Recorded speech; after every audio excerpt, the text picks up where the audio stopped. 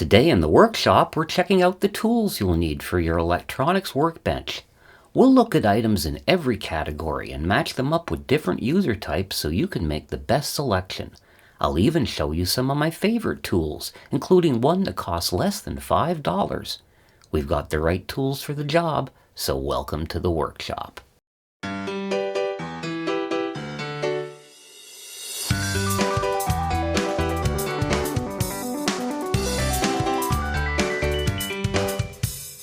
Well, hello and welcome to the workshop and to a very different episode of the DroneBot workshop.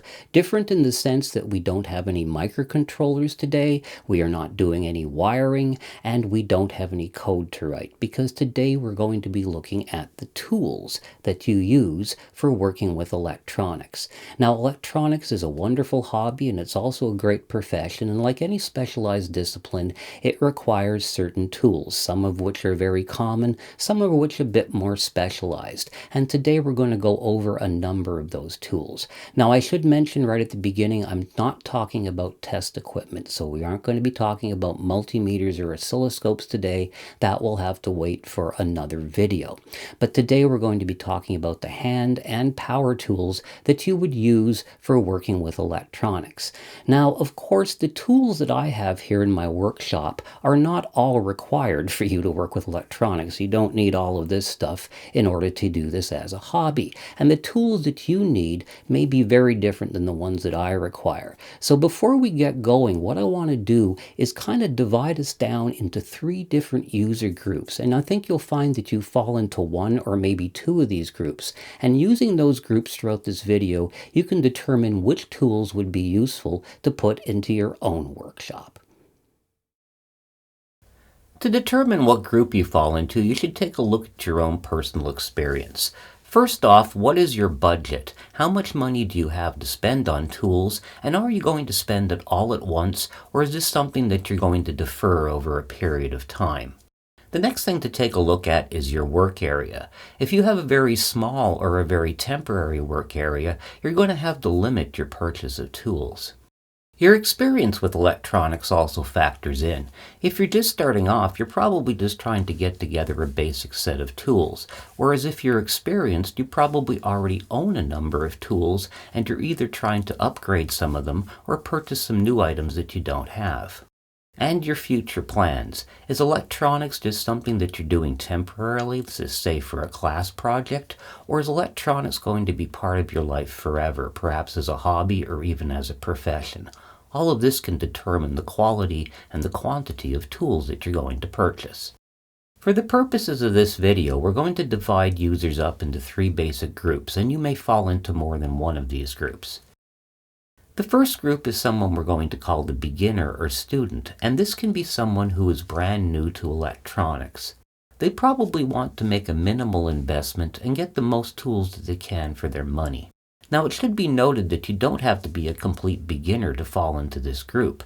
You could be an expert programmer who's trying to branch into microcontrollers, or you could be a designer of electronics who's very familiar with electronics, but just needs to do some prototyping work.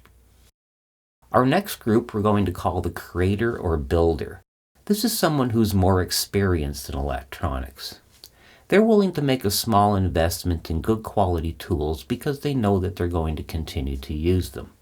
A person in this group will construct projects from scratch. They also may design their own equipment, and for that reason they're going to need a lot of tools that someone who's just a beginner won't require. Our third group we'll call the service and repair group. This is somebody who's very experienced with electronics. They may have even been working with it for decades. They're willing to make a large investment in tools because they know the advantage of high-quality tools, and they also use them every day. A person in this group will be repairing existing equipment as opposed to constructing and designing new equipment. Now, someone in the service repair group may also install equipment or do custom modifications to existing equipment, and this may require a number of additional tools. So take a look at these three user types and try to determine which group or groups that you fit into. You'll be seeing more of them later on in this video. And as I said earlier, you can probably fit yourself into one or more of those groups, and it'll help you determine which tools you're going to need for your own workshop. So let's get started. And the first tools we're going to look at are very basic hand tools, but they are essential tools for working with electronics. And I'm talking about screwdrivers and nut drivers. Now here are some of the more common screw heads that you're going to encounter when you're working with electronics. Now note that the flat screw head is not normally used for fastening things, but it's often used for controls like potentiometers and variable capacitors. If you're doing service work, you'll want to note the security torque screw, as this is quite common, and you'll need a special screwdriver to accommodate these. When fastening together electronic gear, the Phillips and hex drivers are probably the most common screws that you'll encounter. You'll also run into a number of different sorts of screws, and it's important to know the names of these types of screws if you need to order ones for your project. Most modern electronic equipment use metric fasteners. Metric fasteners are specified by their M size, which is the diameter of the screw in millimeters. The M3 and the M4 sizes are the most common diameters used in electronic equipment. M2.5 is also very popular as it's used for the Raspberry Pi boards. Now you still may encounter some older equipment that uses SAE fasteners. The 440, 632, and 832 types are the most common SAE fasteners that you'll find on these older devices. When purchasing nut drivers, you'll find that they're available in both metric and SAE sizes. Now, nut drivers can often be more convenient than wrenches, as they can get into places where you can't get into with a wrench or a set of pliers. Once again, the metric nut drivers are more common for electronic equipment. The 4, 5.5, 7, and 8 millimeter nut drivers are the most common ones, as these fit onto the most common size metric screws.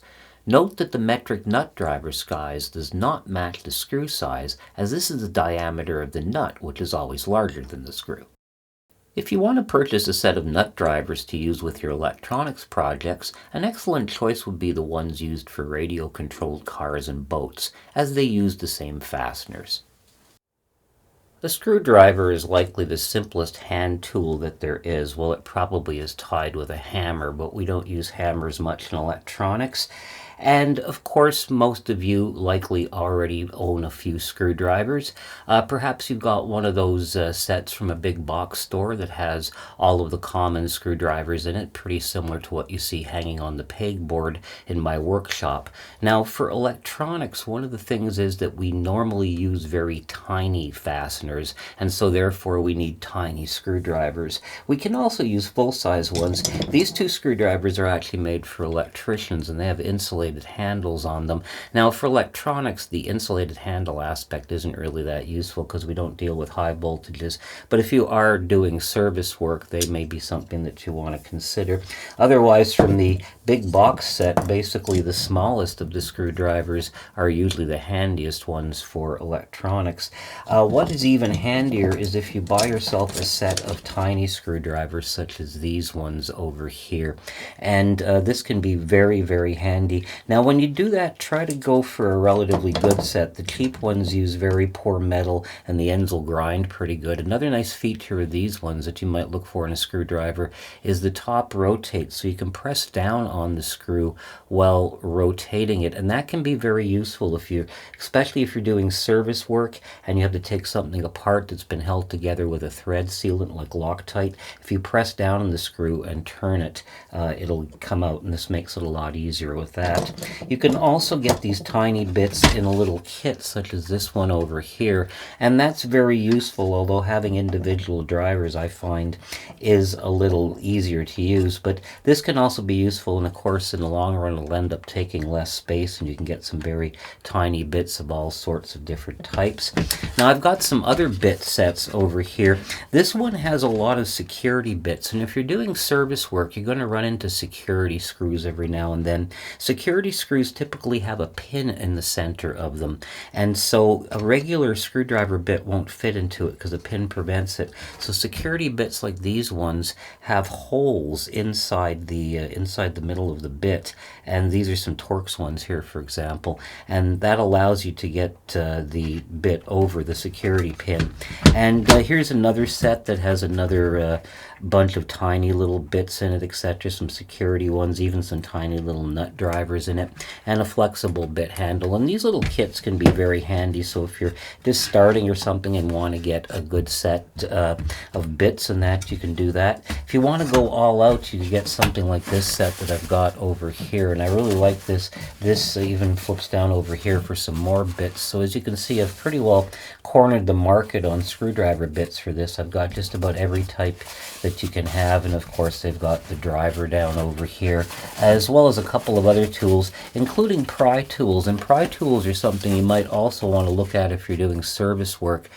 Pry tools just allow you to get things like the screen off of a laptop, a tablet or a phone or something. Here's another pry tool, not really a screwdriver related thing, but something I just thought I'd show you. There's also a little suction cup for taking off the top of a screen of a laptop or of a tablet or something like that. So these are handy things to have as well, these kits, and they can really save you a lot of money over buying individual drivers.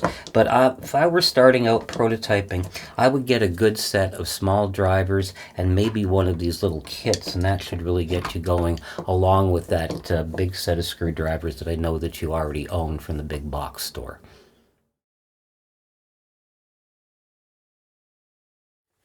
Now, nut drivers kind of fall into the category of nice to have if you're a prototyper or experimenter. If you're a maker or if you're into service side, the nut drivers are a very handy tool to have, and I'd say they're pretty essential. Now, of course, you can use wrenches or pliers to do the same operation you would do with a nut driver, but there are situations where only a nut driver will really work. Situations where you're trying to get into something that's not that accessible or need to hold something on both sides. A nut driver is great for that. Now, of course, nut drivers come in both SAE and metric sizes, and in electronics we tend to use metric sizes, and you can get general purpose nut drivers over at your big box tool store. They're the kind that I have hanging on the wall over here. For most miniature electronics, though, those aren't going to be that good, and what you need is you need a set of small metric nut drivers. Now, you can get a very small set like the ones I have over here. These are really good if you're using very miniaturized stuff. If you've ever had to mount, for example, an HCSR04 and use the little nut for the little 1 point something millimeter screw that's on it, you'll appreciate having a set like this. But these can be quite expensive, and unless you're doing stuff like service work, I don't think you really need to be spending the money on something like this. What you should buy is a set of 4 basic metric nut drivers, and I've got them over here. I've got 2 sets of them actually. This is a relatively inexpensive one you'll find all over Amazon and eBay. This is a slightly more expensive one, but the key is they use 4 different metric sizes that are the most common ones that we are going to find in our work, and so they're very handy to have. Now, there is a quality difference. These ones aren't made as well. The shafts aren't even that straight, but they both have a feature that I think is essential in a nut driver, and that's that the shaft is hollowed to a degree, like it's hollowed a bit down, because when you're using a nut driver, you have to remember that the screw could be protruding from the end of the nut, so it needs a space to go. So you want drivers that are hollowed at least a bit down the shaft. But otherwise, those 4 basic ones are pretty well what you're going to need for most of the work that you're going to do. And if you're a prototyper, you don't even need a set of nut drivers.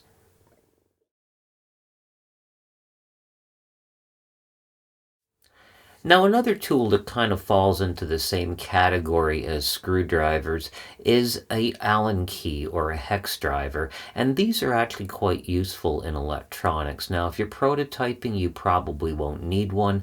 There are some kits that use components that require one, but if you buy a kit, chances are it will include the Allen key. Otherwise, you should get a set of metric Allen keys. They're very handy for both makers and for service people, and I've got a set down down over here, one feature of it that I want to show you is the end of the Allen key. You'll notice how it's kind of rounded over there, and that's a very good feature to have that ball end on it because it allows you to come in at an angle. Otherwise, an Allen key is a pretty basic device. It's usually bent like an L so that you can get some leverage on it. And what you want to avoid doing is using the wrong size Allen key for the fastener because you'll damage both the key and the fastener. But otherwise, an Allen key is something that you'll need if you're a maker or if you are into service work, and they're very inexpensive, so pick yourself up a set of small metric Allen keys and you'll do just fine. And so now that you've selected yourself a nice set of screwdrivers, it's time to move on to our next group of hand tools, which are wire strippers and pliers. These are pretty essential for every level of working with electronics. Now, it doesn't matter what skill level you're at, you are going to definitely need to have some pliers, and those big pliers that you got from the big box store in that set of tools is not going to be sufficient for electronics. It's probably too large. Once again, as with screwdrivers, we need to go for smaller tools.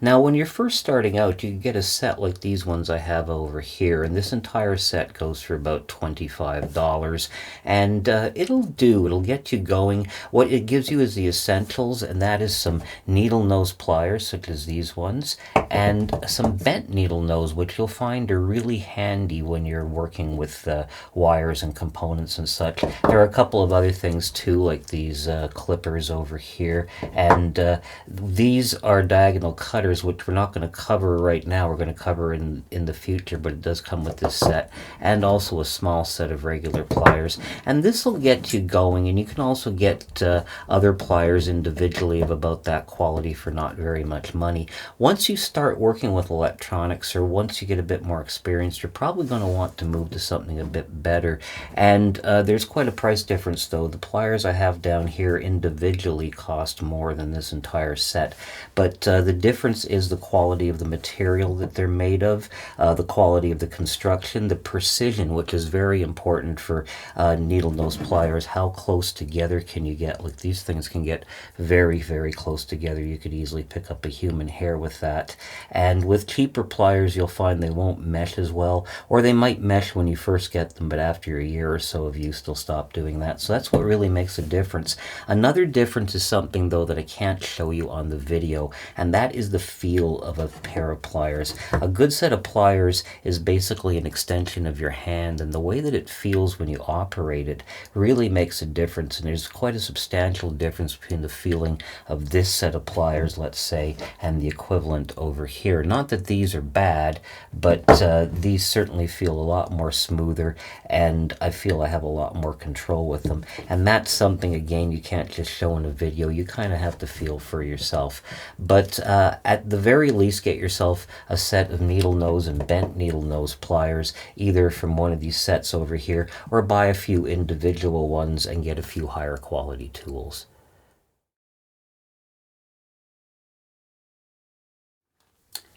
Now, through most of this video, I haven't been mentioning the names of the manufacturers of the tools that I'm displaying, and there's a reason for that. The tools I'm displaying are good tools, but they're not necessarily the best. Some of them are among the best, some of them are just plain good, and there are plenty of other tools by other manufacturers that are equally as suitable for you, so I don't want to start making favorites. However, sometimes there's a tool that comes out that is only made by one manufacturer, and in that case you can't help but mentioning the name. And in this case, since the name is so unique, I also can't help mentioning it, and that is Vampliers. I've got two sets of Vampliers, and they're rather unique pliers. Let me show them to you. These are my Vampliers. I've got a small set over here and this larger set, and what's unique about Vampliers is the serrated end that they have on them here. If you can see that, they are made to grip the end of a screw, the very top of a screw, and this you would use when you've got a screw whose head is mangled and you can't get it out. Now let me demonstrate with this screw over here. I'll just hold this on the end of the Vamplier, and as you can see, this serrated end is actually made just to grip that screw. And you can also get this one from the side as well too, and so you can grab it like that. And so if you got a screw that's jammed into something and the head is all mangled, you can't get a screwdriver into it, these things are absolutely great. They're even better than vice grips for that kind of thing. And there you go, there's another manufacturer named Vice Grips, and I actually do have quite a few vice grips around here as well. Now the Vampliers would be something I definitely would recommend for those of you who are on the service end of things, and also for those of you who are the creator builder type. They would probably come in handy as well. If you're starting out, you don't need to run out and buy a pair of Vampliers, but they certainly are cool tools.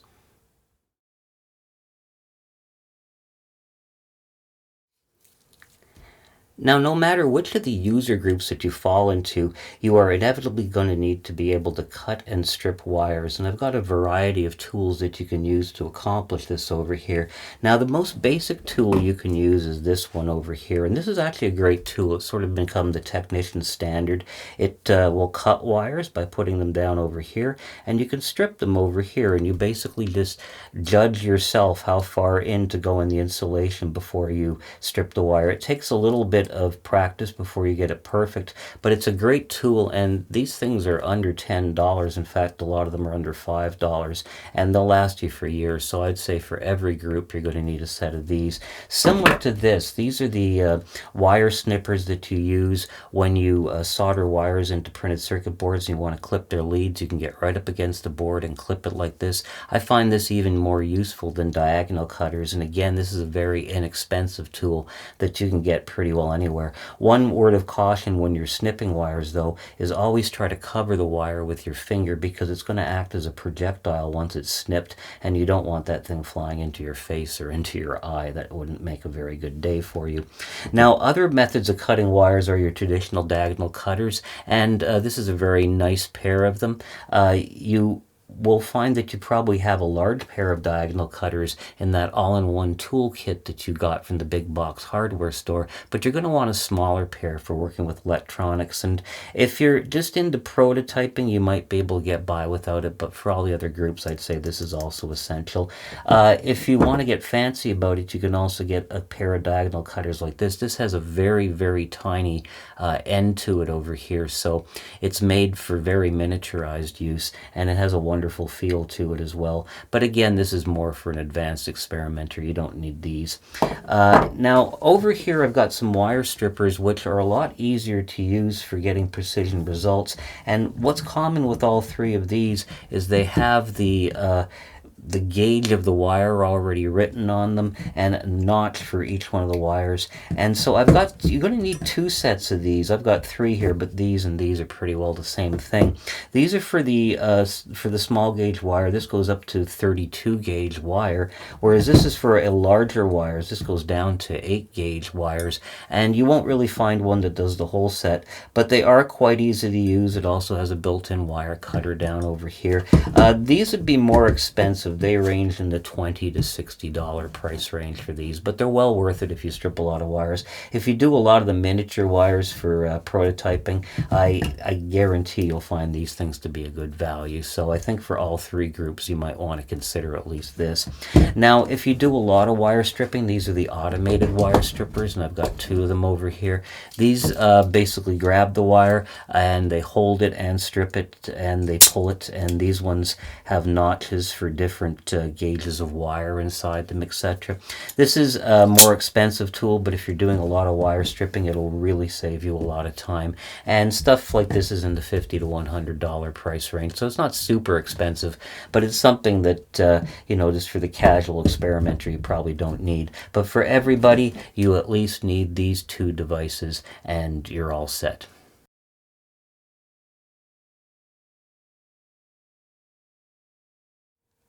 Another handy tool to have in your toolkit is a set of tweezers, and these are tweezers that are made specifically for working with electronics. Now these can be very handy if you're working with surface mount devices, but they can also come in handy just with general purpose wiring. Now if you're into prototyping or you're a beginner, you don't need to run out and buy a set of these, but if you're the maker or the service sort, you'll probably find these to be very handy, and they come in a variety of different styles, different tips. Some of them have bent tips like this. They're also supposed to be ESD proof, so no electrostatic discharge, although I'm not sure how that differs from the fact that they're just metal. But it's a fairly inexpensive set. You could probably find this at your local hardware store, your local electronics store, and of course you can get these on Amazon. And so if you are more advanced in your experimenting, I would suggest picking up a set of tweezers for electronics. Now the last two groups of tools that we looked at are pretty well general purpose hand tools, but this next group of tools we're looking at is clearly dedicated to either electronic or electrical work, because we're going to be looking at soldering equipment. Now soldering is something that you'll eventually have to do if you're working with electronics, probably. If you're just prototyping things on breadboards and never plan on building something, you may never even need to do it. However, for most of us who use electronics as a profession or as a hobby, there will come the day that we will need to solder, and there is a lot of different equipment you can use to put solder onto boards and to remove solder from old boards as well too. And so let's go and take a look at the art of soldering and the equipment that we would need to do that. The solder that we use in electronics is different from the solder that is used in other professions such as plumbing or jewelry. We typically use a resin core solder in electronics, and the typical solder was a mixture of tin and lead, with 60% tin and 40% lead. These days the ratio is more likely to be 63 to 37. Lead, however, is a health hazard, and so you can also obtain lead-free solder, and in some parts of the world this is a requirement. You should note that lead-free solder melts at a higher temperature than solder that contains lead. When choosing soldering equipment, make certain to select the correct tips as well. There are a number of different tips used for electronic soldering. The pointed or conical one is probably the most common one used for soldering printed circuit boards. The blade and flow tips are used when soldering surface mount devices and using techniques such as drag or wave soldering. The screwdriver and chisel tip and the bevel tip can be used on large areas of printed circuit boards. Make certain that the soldering iron that you obtain has at least a pointed and screwdriver tip available.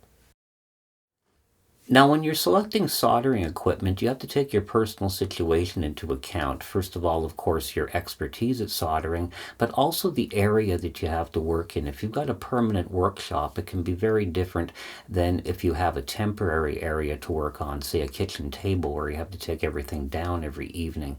Now, if you've got a permanent workshop, I think the best selection would be a soldering station. A soldering station has a separate iron and control unit, so the iron is very, very light. And it allows you to set a precise amount of heat for your connection, and that's really all you need. Now, I should also mention that these days there's a lot of folks who do surface mount soldering. I don't do that, so I don't have any equipment I can show you for that, but many soldering stations have the tips and also the air blowers needed for surface mount devices, so you're going to want to check into that if surface mount is something you're going to do. I have this basic Weller soldering station, and it's actually not available right now. They've made a newer one than this, but this one has served me well for many years, and it's pretty well a classic Weller, and it's based upon another classic Weller which didn't have the digital display, which only had just an analog dial. And this thing's been very good to me. I can't really complain about it. One of the key things for a soldering station or iron is the selection of tips, and there's a great selection of tips for this, and you're going to want to get a selection of tips for whatever station you decide to get. So if you have a workbench, again, I would recommend purchasing a soldering station.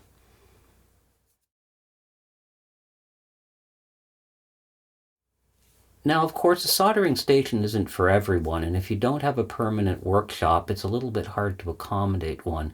Something that is more portable is just your basic soldering iron, and you can certainly get a good quality soldering iron with replaceable tips. Now, I don't actually happen to have a standard soldering iron, but I have two portable devices that serve the purpose of soldering iron, and I think in many ways they're a bit better than a standard one. Now, the first one is this. This is a butane powered soldering iron, and this has a lot of advantages. Obviously, it's very portable. Another advantage of a butane iron is that it'll heat up instantly.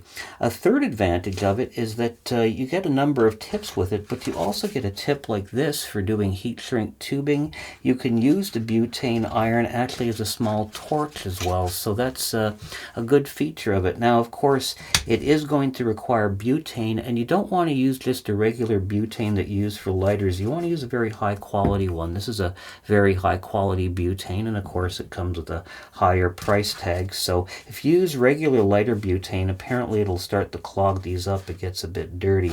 But otherwise, these are a great solution. Another solution I have over here is this, and this is a USB-C powered soldering iron. I really like this. It's got a tip on it over here. I have another tip for it as well, so I've only got two tips for this one, but some of them have more of a selection.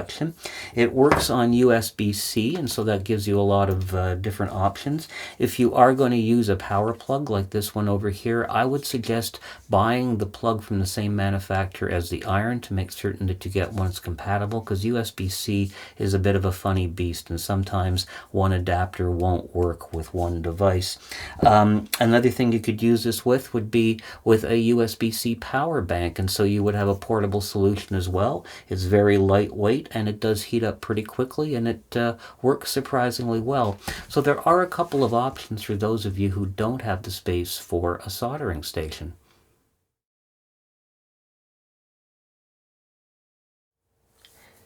Now, another tool used for soldering, of course, is the soldering gun, and this is something that if you're the maker, creator sort, or doing repairs, that you probably want to have.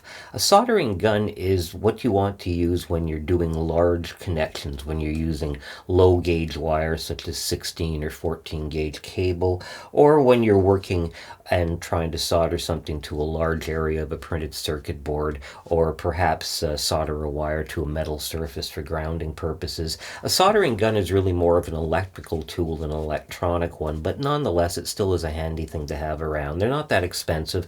This is a pretty standard one. It's got two different temperatures to it, and it also has a light, a little LED that will light up and help you when you're soldering and illuminate the area that you're working on. So all in all, I would think a soldering gun is probably something you want to have in your toolkit, unless you are a beginner, in which case I don't really think it's necessary.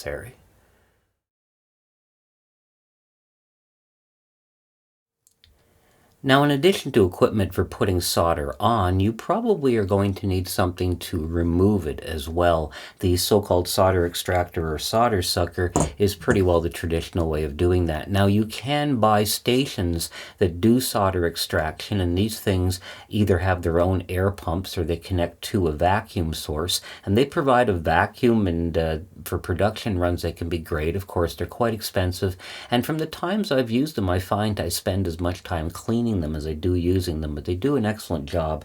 But you can also do a very good job with just a soldering iron and one of these extractors. Now, this is the traditional one. I'm sure you've seen these ones before. They're very easy to operate. You just basically hit the plunger down and then press the button here when you're ready, and it creates a vacuum over here, and the solder ends up in here, and you'll have to empty it after about every second or third try. This is a miniaturized version of it. It's made by Engineer, the same folks who made some of the pliers that we looked at earlier, and it's very nice. It actually produces almost the same kind of vacuum as this one does in a very small size, and again, you just arm it like that and hit the little button here.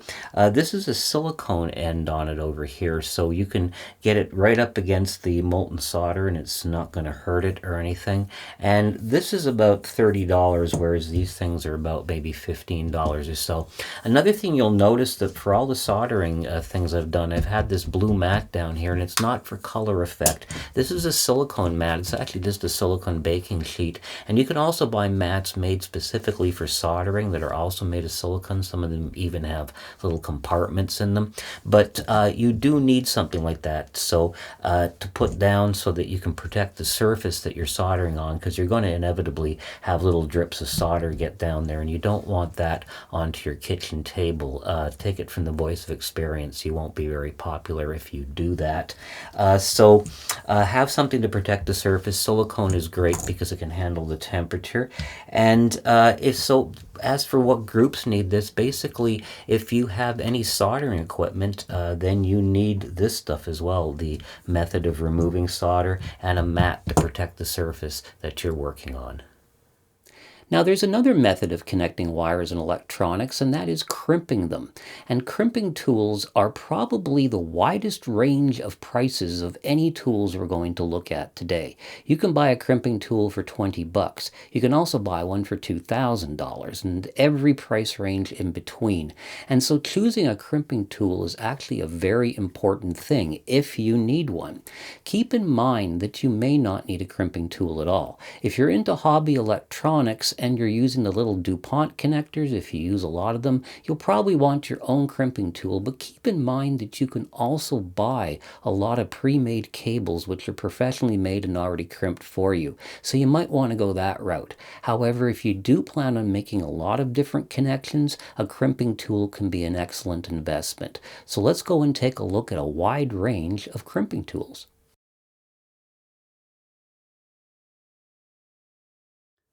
Now, if you only need to do crimping every once in a while, you can get by with an inexpensive crimping tool. The quality isn't that bad, although they're not as precision as a more expensive device.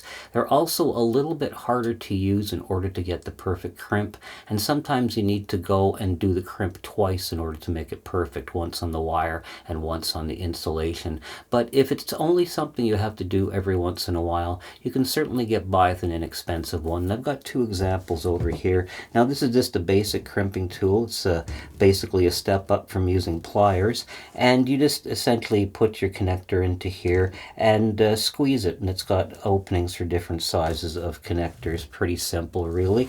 And this is a ratcheting version of the same thing, and this is really made for the DuPont type connectors, but it does handle 3 different types of connector as well. And the ratchet is kind of nice. Once you get it started, of course, you can't stop, so make sure you get everything in the right place, and then squeeze, and you can usually make a much more secure connection than you can with one of these. But again, it's going to take a bit of practice. This only does the DuPont style connectors as well too, so if you have to do a variety of them, this isn't what you want. But this is something you can get for about $20-25, and it actually will do the job in many cases. So again, if crimping is something you don't do a lot, this might just do the job for you.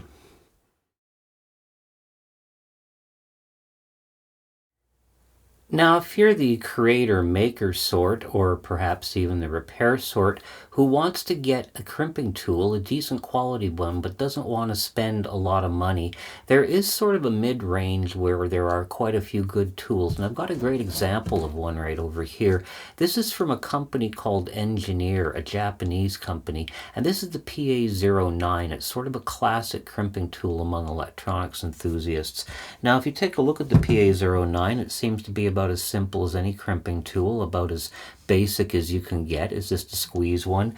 The thing about this is the precision of it. Actually, it's very well made, and it's got that elusive feel that I can't really show you on a video. You just kind of have to squeeze it yourself and compare it to another one to see how different it is. It's a good quality tool. Engineer is a good company. I've got a few of their pliers as well, and they also have a good quality feel to them. And so if you're looking for something that's a little bit more advanced than the basic $20 crimper, this is about maybe $60 US.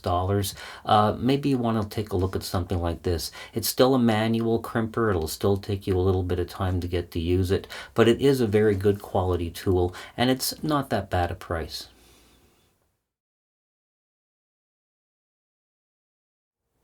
Now, if you're going to get serious about crimping, or if you have a lot of different styles of terminals that you need to crimp, you might want to invest in something like this. And this is a Ratchet style crimping tool that has replaceable heads on it. So you can take these off and replace them with some of the heads that they have over here. And with this arrangement, you can pretty well crimp anything. They have heads for pretty well every style of crimp. They also have some that are color coded. You'll find with certain styles of crimp, such as the heat shrink ones, that they are color coded, and so this will help you match it up. And so a tool like this will run you about $200, and this is the low end for something like this. It's a fairly well made one. This one even came with a wire stripper. I picked this one up on Amazon. You could also, if you have a local electronics store, go and check out to see what they have, because they may have something that's just absolutely perfect for what you want to do. But if you are serious about crimping, you might want to go as far as to get something like this.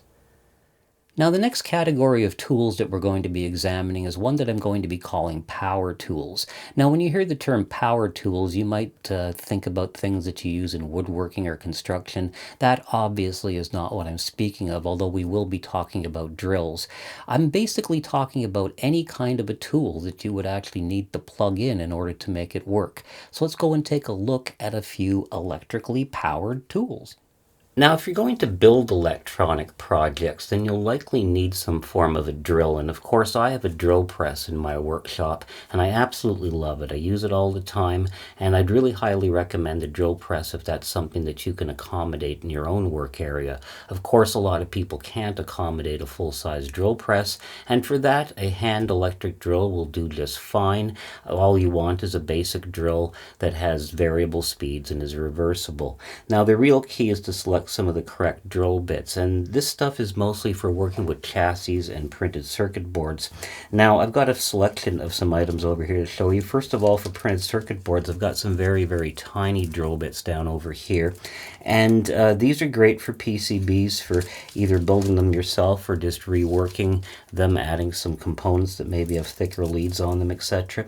When you're using tiny bits, though, you can't really chuck them directly into your drill press or your drill. They are a little bit too small. So this is something called a pin vise, and a pin vise is what you would put into your drill, and then you would use the pin vise to hold the actual drill bit. And so you'll want to get one of those if you are getting some tiny bits. Another useful thing over here are these drill stops. These are things that just go over the end of a drill bit, and it has a little Allen key over here, a little screw that you tighten, and it basically lets you only drill to a certain depth and it'll stop you. A very handy thing to have. Now, these are expansion bits. If you're drilling plastic chassis, these are useful. They can also be used for metal ones, but make absolutely certain that you have clamped down your work if you're going to drill any kind of a chassis. And I say that from the voice of experience. I still have the stitches to prove it from an accident that I had about 40 years ago when I did not clamp down a piece of metal on a drill press. So that one's dear to my heart. Please clamp your work down. But these can be very useful for drilling out larger holes for things like switches and that in plastic and light metal chassis. And these drill bits over here, of course, you're going to want to have a set of drill bits, and you probably already do. But what's special about these is they're metric drill bits, and especially if you live in North America, they may not be as common as the SAE drill bits that you probably already have. And these are great, of course, for drilling out holes to precisely accommodate the metric screws that we use for most of our electronics. So if you are in the maker category, then you probably will need some form of a drill and a number of drill bits. Otherwise, if you're just prototyping or if you're fixing stuff, it's not a necessary tool.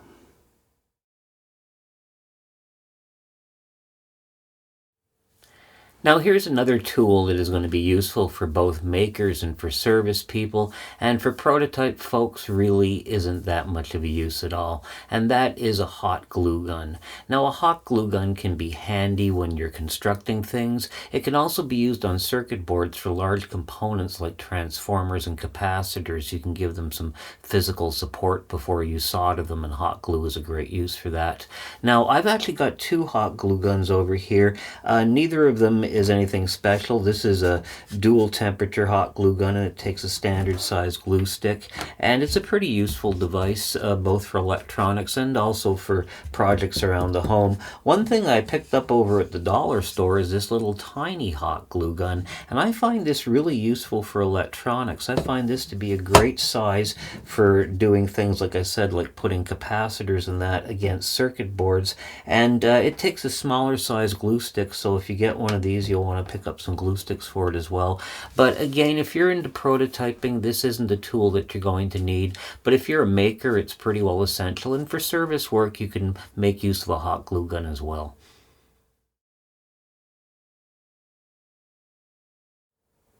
Now, the next tool is something that you wouldn't need if you're just prototyping, but otherwise, if you're a maker or if you're into service stuff, it's a pretty essential tool, and that is a heat gun. Now, in electronics, the most common use for a heat gun is for use with heat shrink tubing, and heat shrink tubing is used to insulate wires and connectors, and if you do a lot of that work, you really do need a heat gun. You can't really get by with a hairdryer, even though a heat gun looks a lot like a hairdryer. Now, the heat gun that I've got over here is a pretty basic heat gun. There's nothing really special about it. It's got 2 different speeds, which is pretty common for heat guns, and it's also got a number of different attachments that you can use with it as well. And this, of course, is useful for more than just electronics. A heat gun is very useful around your home. You can use it for stripping paint and wallpaper, etc. So if you're the handyman or handy woman type, then a heat gun is something you probably have anyway, and if you don't, it is something that you should add to your toolkit. If you're a prototyper, as I said, it's really not necessary, but otherwise, for makers and for those who are fixing things, get yourself a good heat gun.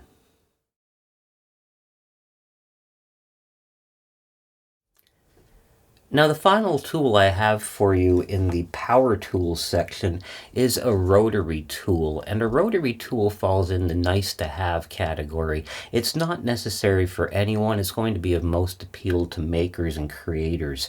A rotary tool is basically a tool that's like a drill, except its speed can be regulated from very, very low speeds to extremely high speeds, and it takes very tiny bits that you just put into here at the end. And the standard rotary tool is a Dremel, but you can buy all sorts of generic ones as well.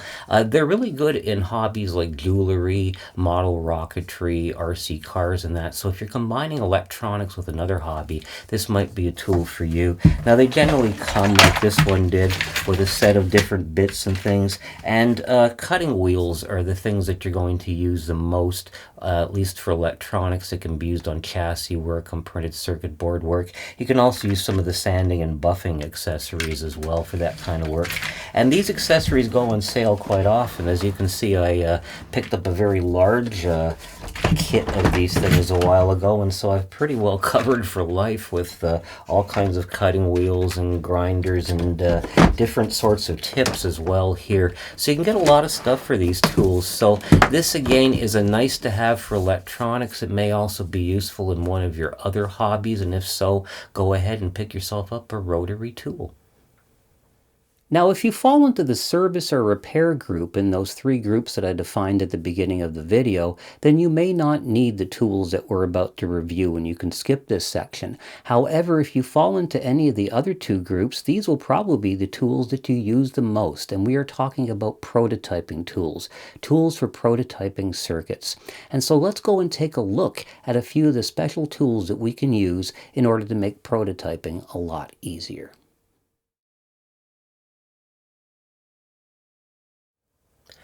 Now, for prototyping purposes, the main piece of equipment you're going to need is a solderless breadboard. And this is, of course, where you can insert electronic components and jumper wires and wire circuits and do all sorts of fun things. And it's pretty well an essential thing for anyone who is a beginner or doing prototyping, or who is a builder or maker or creator type of sort. You're going to need this to prototype all of your designs before you actually create something out of them. Now, if you're into service work, you might want something like this around, but service work is usually just working on existing things, so you don't normally have to prototype things. Although if you have to modify something, you may have to build a circuit, so you might want to get some solderless breadboards and jumpers as well. Now, I've got an assortment of breadboards and some jumper wires for solderless breadboards up over here. You can buy preformed jumper wires, which is what I've done over here. You can also make your own just out of solid copper wire, and actually the ones you make yourself probably do perform better, but the copper will oxidize eventually, whereas these ones have connectors that won't. They do run into issues though. Some of these jumper wires that you get can sometimes be the source of a problem. If you have a circuit that isn't working, you may find out that you've got a wire that internally isn't connected, so just be aware they're not perfect. As you can see, I've used a couple of boxes from the dollar store to organize my wires, and that makes it a lot easier. You will use some color coding. Generally I'll use black for ground and red for the positive voltage. If there's a second voltage, I'll use white for it, and green's an alternate color for ground. Otherwise, the other colors are pretty well at your own discretion. I also over here have some male to female and female to female jumpers as well, just for other connections, such as connecting sensors to solderless breadboards. Now back to the breadboards, you'll notice I have quite a few different sizes and styles of breadboards.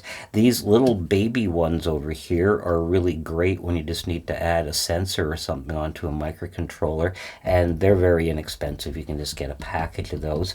This is your standard breadboard, and so all of the rails going this way are connected as they are on that side. They're separated over here, and you've got two rails running down over here. Now, one thing to note, on many breadboard designs, they actually aren't continuous. They're broken in the center, and you need to jumper them, so that seems to vary from breadboard to breadboard, so you're going to want to check that out. Now, I don't normally in this video mention manufacturer names, but in this case I'm going to make an exception. I've pretty well graduated now to these types of solderless breadboards, these slightly yellow ones, and they're distributed by Jameco Electronics. They're part of their Value Pro line, and I find these things as excellent when compared to a breadboard like this. After you've used it for a little while, this sort of breadboard here, some of the contacts can start to deform. They won't be as solid as they used to be. They can be the source of problems when you're wiring things up. These Jameco ones are very durable, and the contacts seem to survive a lot more abuse than they do on things like this. They're just nicer breadboards, so I've been sort of using those, and no, the video isn't sponsored by Jameco or anything. I've been getting mine on Amazon, but if you're in the States, you can order them directly from Jameco, and I don't think they make them themselves. They just distribute them. At any rate, I find them to be a lot better. One unique one that they have is this one here, and I've showed you this before.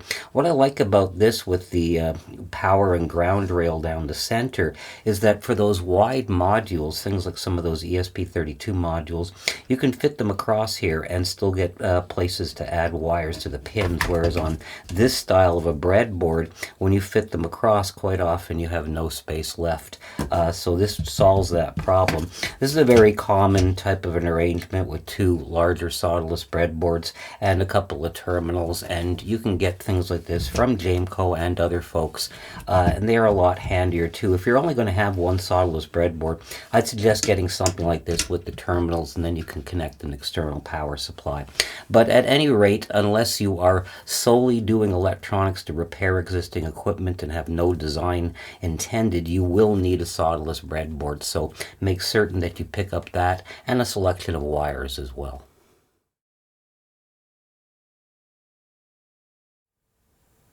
Now, in addition to solderless breadboards, you can also get a number of adapters. You can even make some of them yourself, and this is really useful when you're prototyping. So obviously this stuff is for those in the beginner prototyping phase, as well as those who are builders, creators, developers, etc. If you're just doing service work, again, prototyping stuff really isn't that required for you. But we'll start off here. This is a classic one. This is sometimes called a T-cobbler, and this is for the Raspberry Pi, and what it allows you to do is is take this 40-pin ribbon cable. One end you insert in here, the other end on the GPIO pins of the Pi, and it brings all of those pins out. They've got them labeled, and you can plug this into a solderless breadboard, and it makes it very easy to work with the Pi GPIO. Along the lines of Raspberry Pi, we've also got one for the Pico here. This is a Pi Moroni's Pico Explorer. It lets you insert the Pico here. It brings out a number of the pins for you.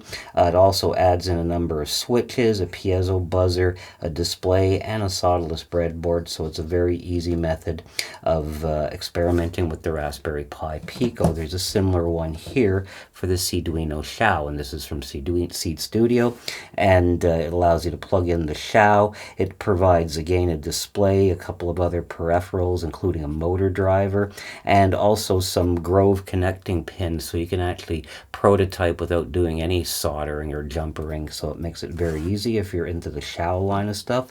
Now, of course, the Arduino line has a lot of things. This is a sort of a classic shield for the Arduino Uno. It provides a solderless breadboard, brings out a couple of the pins, also repeats the reset button and adds another push button for you. Here's a similar one that is made for the Arduino Mega series, and I suppose you could also use this on the Giga series because they have the same footprint. Again, it just brings everything out to a solderless breadboard, makes it very easy to prototype. And these are also made for the Uno. They go side by side on the Uno, and these two pieces bring it out to screw terminals. So if you want to use screw terminals to connect to an Uno, you can use something like this. This is another one that also brings the Uno out to screw terminals. So a lot of stuff for the Arduino Uno.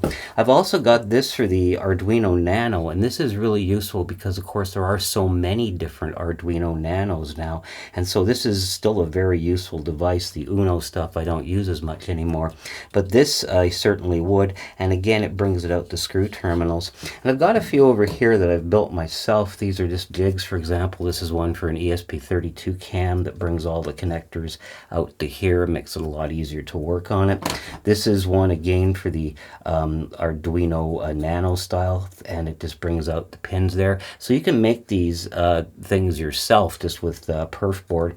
It's very easy. This is one I just made, doesn't have any wires on it, but it's to adapt all the various different sizes of Raspberry Pi camera to a 1/4" thread, so I can put them on the tripod.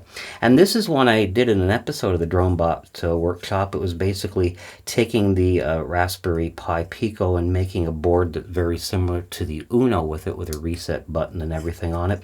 And one of my viewers actually was kind enough to send me this. He took that same circuit and wired it up onto his own printed circuit board, and I'll put a link below the video to that if you want to check out his video for doing that. But that was very kind of him to send me that, and much appreciated.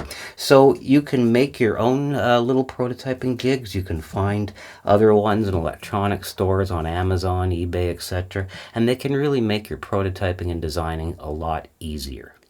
Now, the final category of tools that I have for you today, I don't really have a proper label for, so I'm just going to call them other tools. But some of these other tools are probably the most useful tools that you will have on your workbench.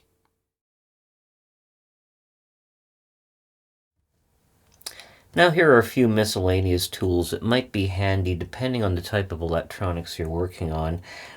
This, first of all, is a chip puller. It just grabs the end of a dip type chip. It can also be used for small microcontroller modules, and you can pull it in and out of a solderless breadboard or out of a socket on a circuit board. It's a handy thing to have. You could also, of course, use a small screwdriver and pry each end, but this lets you do it all in one operation. And this is like a $2 type of a tool. I can't even remember where I got this one. Probably in one of those kits for servicing PCs, and that they used to have these inside them, but you can also get them for $1 or $2 places like eBay, Amazon, or the checkout at your local electronics store. This is another handy tool. If you can see that it has little grabbers on it over here, and when you're trying to hold components or screws to put into place, it can be very handy to have. And then, again, this is like a $1 or $2 tool of origin. I cannot remember. Now, all of this over here is stuff you would need if you're working with RF or radio frequency stuff, and this is a typical tuning tool that you would use for tuning like a torrid coil or something like that when you're working with RF stuff. And these screwdrivers are both Phillips and flathead, and they're ceramic screwdrivers. They're non-metallic, and they can also be used for RF stuff, because you can't use a regular screwdriver when you're tuning those things, because the metal on the screwdriver will become part of the inductance in the coil, so you won't be able to tune properly. These are quite inexpensive devices. Another a use that these actually have, a non-RF use, but a use for microcontrollers, is some microcontrollers like the Arduino Xiao have very, very tiny little switches on them, little push buttons that you need to press down sometimes for the bootloader, etc. And it's very hard to get at them, and these are excellent for doing that. You don't want to use a standard screwdriver again because it's conductive, but as these are non-conductive, they're perfect for that purpose. And you can get a set of these for about $10 on Amazon, or again at your local electronics shop. And they're handy to have around, especially if you're doing any radio frequency work.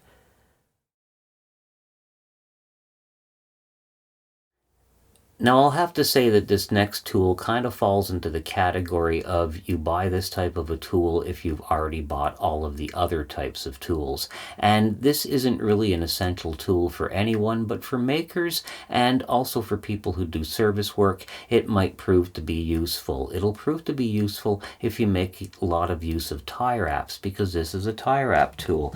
And a tie wrap tool is just basically for fastening tie wraps down, for tightening them and cutting them. And I'll show you how this thing works. I'll just get a tie wrap over here and get it like this. And so I can put this into my tie wrap tool, and you can see the ends in the tie wrap tool. And as I pull the tool, don't know if you can see that, it's tightening the tie wrap over here. I'll tighten it around my finger. Okay, and then when I want to cut the tie wrap, I've got this lever on the other side here, and I just press that, and it cuts it. And so if you have to do a lot of tie wraps, if you're doing a wiring harness or something like this can really save a lot of time. But of course, a pair of pliers and diagonal cutters can also be used with a tie wrap. So unless you do a lot of tie wrapping, I wouldn't run out and buy a tie wrapping tool, but it is kind of handy to have.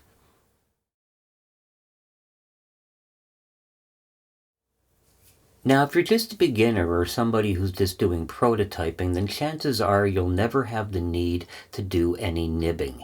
And if you're an expert who works on service work, you might have to occasionally do a little bit of nibbing if you're trying to fit a part into a chassis that's not exactly the same size as the original component. But if you're a maker and you work with aluminum chassis and you want to put components onto those chassis and make odd-shaped holes, then nibbing is something you need to do a lot of. And what you say is nibbing? Nibbing is kind of like nibbling. It actually is eating away at a bit of metal a piece by the time in order to fashion a hole. And for that you need a nibbing tool, and this is a nibbing tool. Now, I've actually demonstrated this before. It's a very simple tool. When you look at it, it's got a handle that you squeeze, and over here is the actual bit, and that's what does the nibbling. It actually just chews away at some metal. And I've got a chassis over here that I can demonstrate that with. I'm going to put some gloves on first, because it's always good to wear gloves when you're nibbing. The edges of the metal can get very sharp, and also the tool is a bit... At any rate, I'm going to nib a hole up over here. So I'm going to get my nibbing tool in there. And I think you can see that I just nibbed a little hole in there, and I can continue on if I want to and make it into a bigger one. And of course I can move in other directions and basically just eat the chassis until I've got a proper shape there. Now, a nibbing tool isn't the only way of making holes in chassis. Of course, you can drill them if they're just a simple circular hole. If you need holes for connectors and things, the best way to do that is with a punch. Now, I don't own any punches, and the reason I don't own any punches is because they are very expensive. They cost a couple of $100 $20 each, but they're available with all standard electronic connectors, D-shaped connectors, etc. If you're doing a small production run, a punch is the way to go. But if you're just a maker and you have to occasionally make an odd size hole in an aluminum chassis, then a nibbing tool is something to get. And this thing costs about $20. It's not really very expensive. I picked this up on Amazon. It's identical to one that I bought back in the 1970s that lasted me for years, and the only reason I need a new one is I lost the old one. So it's a good investment if you're a maker, but as I said, if you prototype or if you service stuff, you probably never have the need to nib.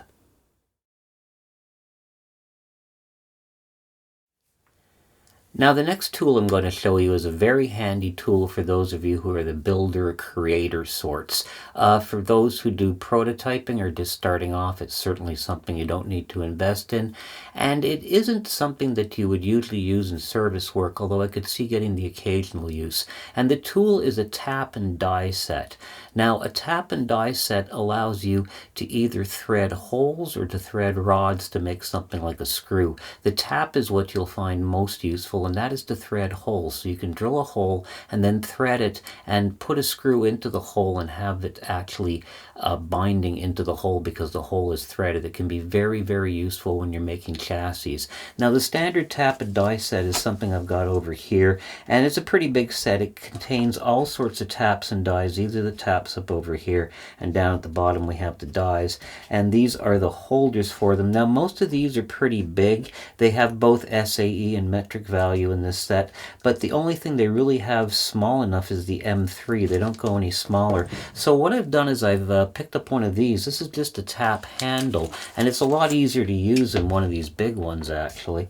And these are a number of different taps that I've got, and these are metric taps, and they have all the standard sizes that you would need for the standard screws that we use. So if I take one of these out, for example, you just put it onto here, and then you can use that, put that into the hole. You drill the hole a little smaller than what you want, and then you can tap it, and it works very good on soft aluminum. You can even use it with acrylic and plastic, and so it's a very handy tool to have if you're the maker sort, but again, if you're not, it's something you can probably do without.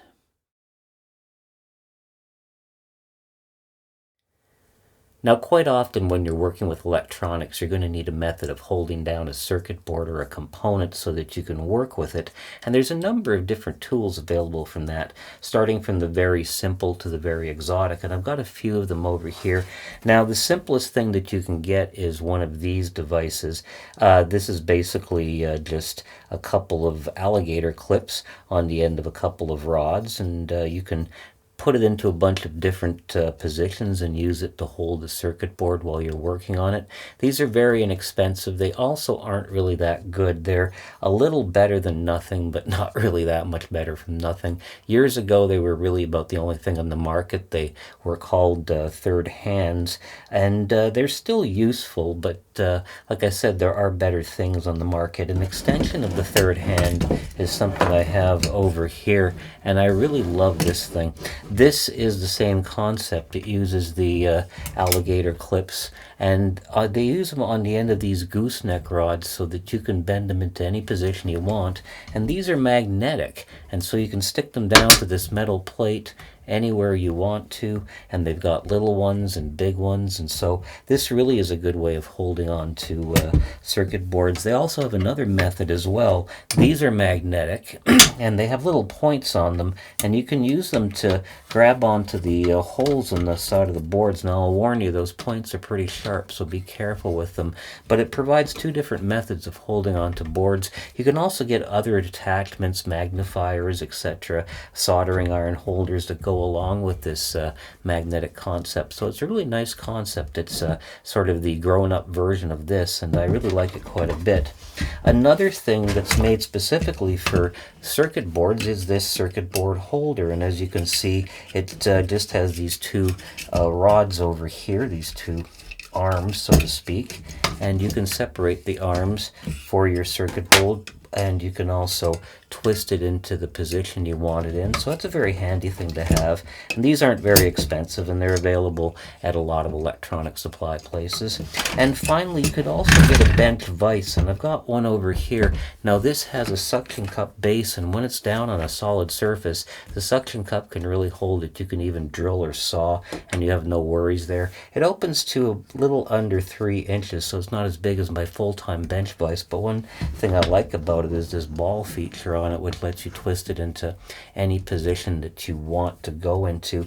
Now, there's a series of other ones called Pana vices, which are quite famous. They're a little pricey, but they're very good, and they have different heads, including printed circuit board holder heads, so you might want to check that out. But you definitely are going to need something to hold down circuit boards if you are working with prototyping, or if you are the maker sort. If you're doing repairs and such, you probably at least need a vise, and this would also be a very handy thing to have. So everyone really should have some method of holding down a board when they're working on it on their workbench. Now, it just wouldn't feel right finishing off this video without showing you a couple of my favorite tools. This is one of them over here, and it costs less than $5. In fact, you could probably get it for about $2. The other one is this one over here. So let's go and take a look at these two beauties. Okay, well, one of the two favorite tools I have is this one over here, and this is an air blower. It's actually got 2 speeds on it.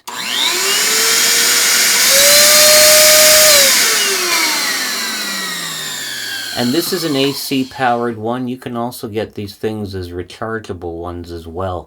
Now, I bought this at the beginning of the pandemic because I go through a lot of cans of compressed air, but I wasn't able to go out and get compressed air. And it's one of those things that's difficult for them to ship to you, at least inexpensively.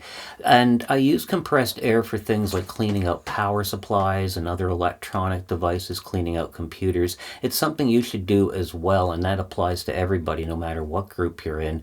Your electronic equipment can gather dust, and that dust sort of forms a blanket over it, and it holds in the heat, and heat, of course, is the enemy of electronics. So compressed air is a good thing to have. Now, if you have a big workshop, I actually don't have a big workshop, but if you do have one, you may be able to afford to put in an air compressor. They're not that expensive, and you could have an air line in your shop and a number of different air tools, and that's just wonderful. But for the rest of us, I think this is a wonderful tool, and it comes with a number of different accessories. I've got them down over here. There's attachments you can put on the end, and so you can make the end quite narrow if you want. You can also add things like this brush onto the end of it, which I think was really a cool thing for cleaning things out. You even have all these tiny little attachments, and they would go onto here, and then you put one of these on, and you can get a very micro thing, just like you would from a can of compressed air.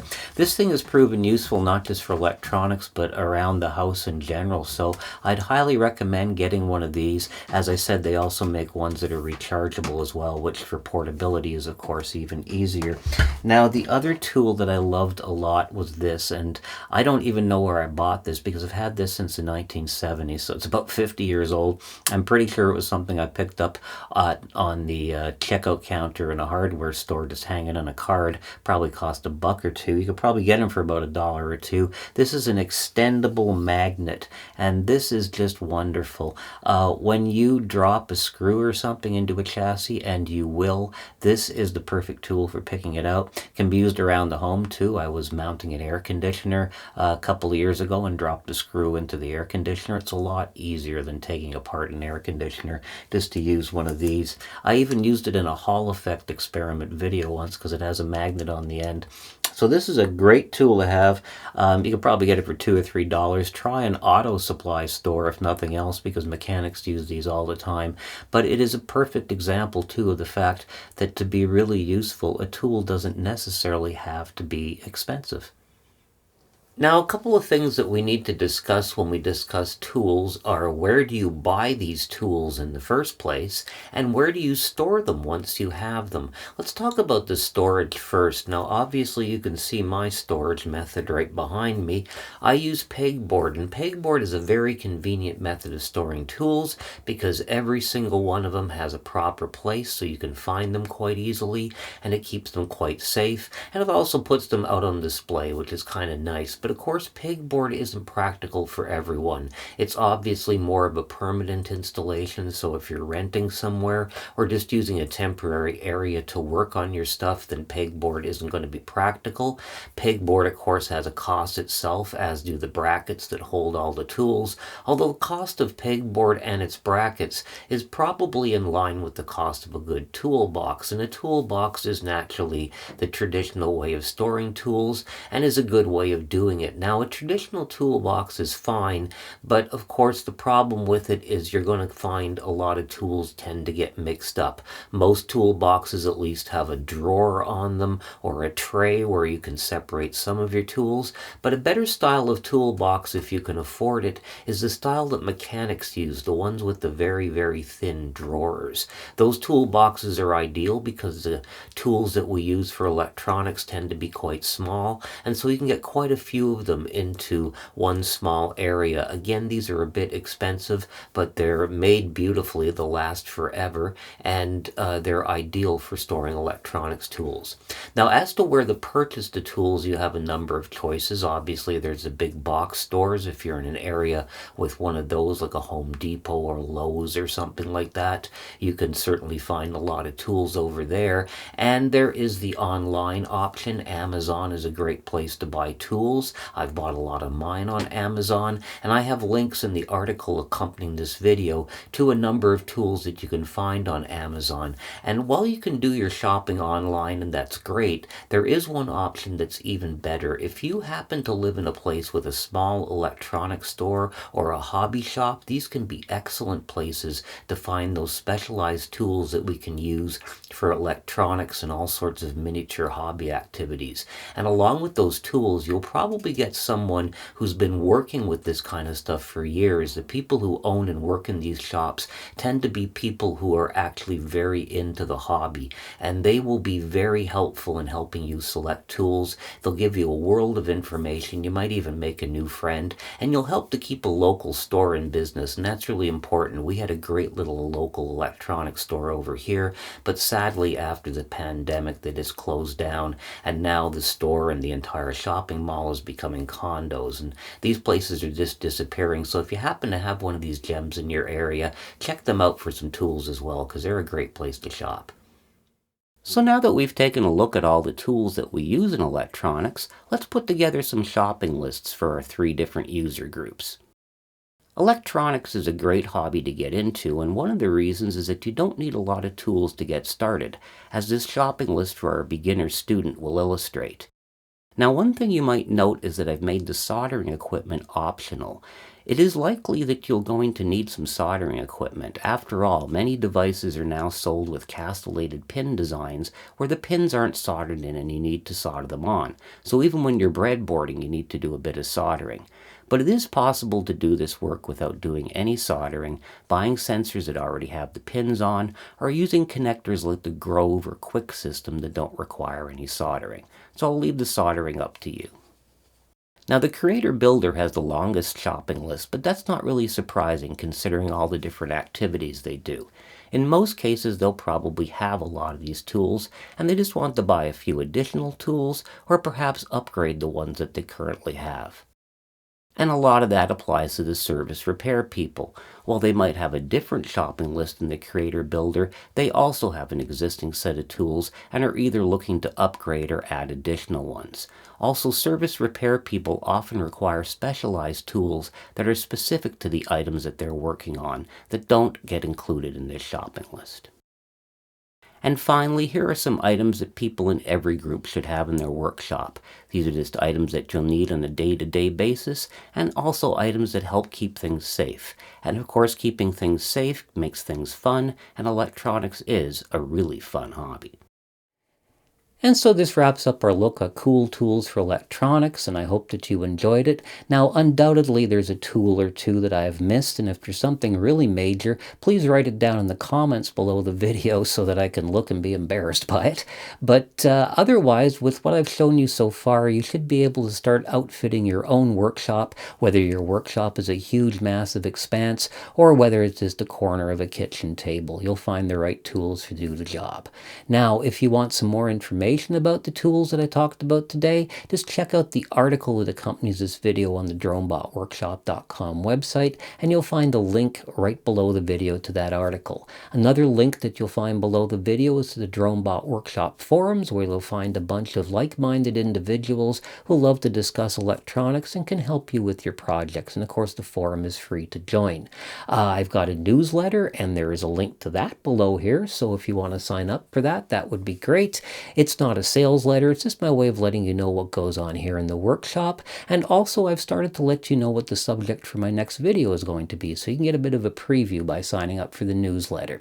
And finally, if you haven't, please subscribe to the YouTube channel. I make videos about electronics and microcontrollers and robotics, and I'm pretty sure if you enjoyed this video, you'll enjoy those as well. Subscribing is easy. Just hit the red subscribe button, and also click on that bell notification, and assuming that you've enabled notifications for YouTube, you'll get notified every time that I make a new video. So until the next time, please take care of yourself, please stay safe out there, enjoy using all those new tools in your workshop, and I'll see you soon here in the DroneBot Workshop. Goodbye for now.